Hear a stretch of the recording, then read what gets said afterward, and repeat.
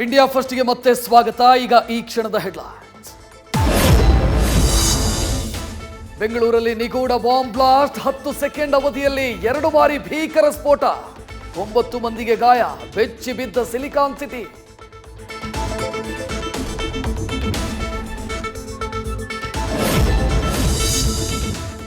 ಎಲ್ಲೆಲ್ಲೂ ಆತಂಕ.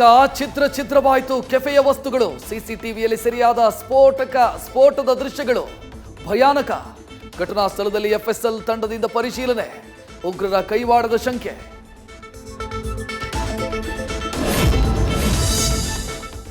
Battery nut bolt ಪತ್ತೆ. ವಿಧ್ವಂಸಕ ಕೃತ್ಯಕ್ಕೆ ಸಂಚು.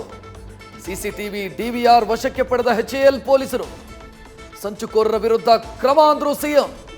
ಆತಂಕ ಬೇಡ ಅಂದ್ರು ಡಿಕೆಶಿ.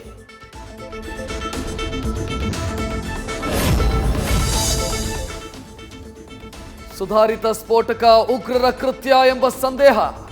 ಹೈ ಇಂಟೆನ್ಸಿಟಿ ಬ್ಲಾಸ್ಟ್ ಅನ್ನೋದು ಮೇಲ್ನೋಟಕ್ಕೆ ಸ್ಪಷ್ಟ. ದೊಡ್ಡ ಮಟ್ಟದಲ್ಲಾಗಬೇಕಿದ್ದ ಅನಾಹುತ ಚಿಕ್ಕದ್ರಲ್ಲಿ ಕಳೆದಿದೆ ಅಂದ್ರು ಸಿಎಂ.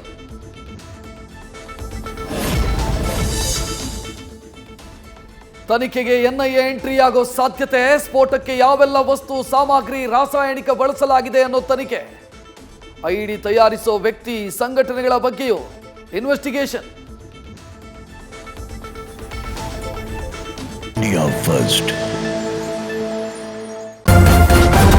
ನ್ಯೂಸ್ ಫಸ್ಟ್ ನಿರ್ಭೀತಿಯಿಂದ ನಿಮ್ಮ ಪರವಾಗಿ.